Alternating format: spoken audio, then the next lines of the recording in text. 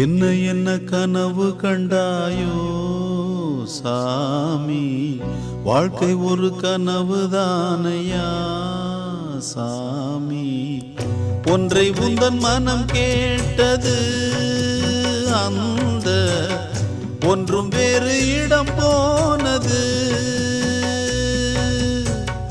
கையில் வரும் என பார்த்தது, இன்று கை நழுவியே போனது.